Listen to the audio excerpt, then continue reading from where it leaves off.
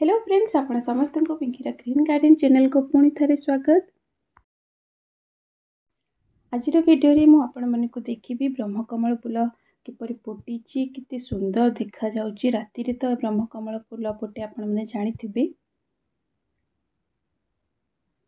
बहुत सुंदर देखा जाउची। छोट वीडियो स्किप न करी फुल आज कर देबे। मो चैनल जदि नुआ चाहते एमती garden related nature related video देखिबा पे मो चैनल को सब्सक्राइब कर देबे और पाखरे बेल आइकन पाखरे ऑल बटन को प्रेस कर देबे, जहाँ फल कि मो वीडियो जिते बेले भी अपलोड करी नोटिफिकेशन प्रथमे आपणक पाखरे पहुँची जीवो। एक्चुअली ब्रह्मकमल गच जो फूल फुटी मो गार्डन नुआ दी तीन गार्डन रे फुटी तो मत बहुत भल लगे से आपण पाखे सेयार कर दूची। मो पाखे ब्रह्मकमल गच अच्छी किंतु एपर्यंत गचरे गोटे भी कढ़ आसी ना, तो देखिबा केबे आसुची। ये ब्रह्मकमल गचरे वर्षा आरंभ जो मनसून आरंभ होता है यही टाइम रे ही बहुत भल फूल आसते। अन्य समय रे फूल आसते किंतु यही समय अधिक फूल आसते। विंटर सीजन पर्यंत ये फूल आसते किंतु ये वर्षा सीजन रे आपण अधिक परिमाण फूल पाई परिबे। से आपण वर्षा आरंभ गचर जदि केयर भल भाव नेबे ताहले बहुत भल फूल पाई परिबे।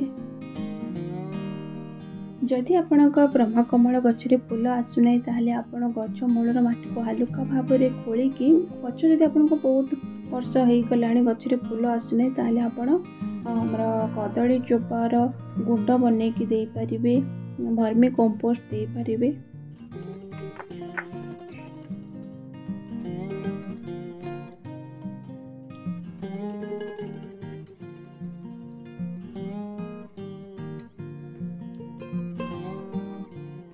ये ब्रह्मकमल गचरे बेले बेले पोक लगी था। पोक लगिले कौन हम ना गचर पत्र गुड़ाक सब जाली करके खाईदेवे गच भल पढ़ी पार ना। जदि आपण गचरे कढ़ आसीगला ताहले कढ़र मूल को मैंने शोषीदेवे, जहाँ फल कढ़ हलदिया पड़ के झड़ी जाए।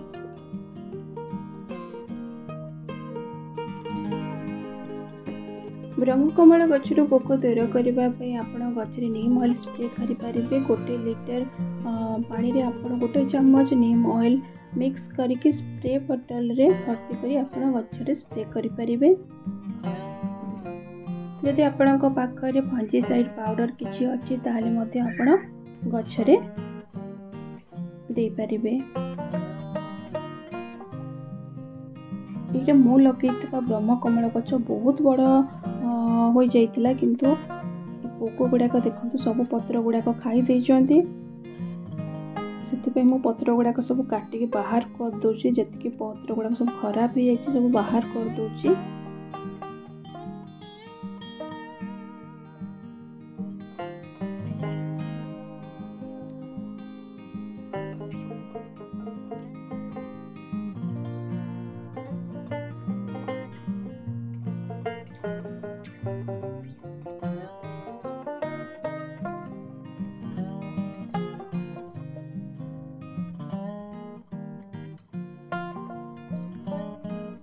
और यहाँ फंजीसाइड पाउडर गचरे दे दूची पोक सब गचरू पड़े जावाई।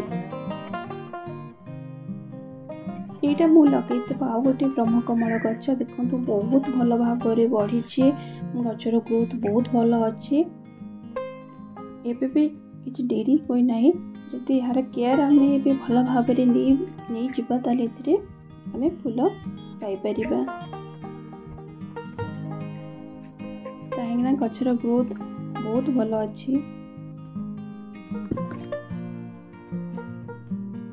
आपण ये ब्रह्मकमल गचर पत्र कटिंग रू आपण चारा प्रस्तुत करें। छोट खंडी पत्र आपण जदि पोती देबे ताहले लागी जिवो।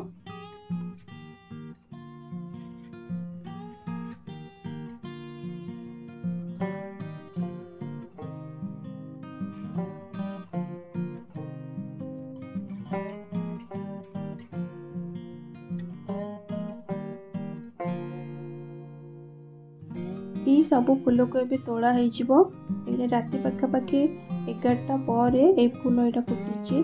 तो ये सब मंदिर बंद हो जाए या आप फ्रिज रे रखिकी मंदिर दे पारे ना आपण ठाकुर घरे या पूजा करें।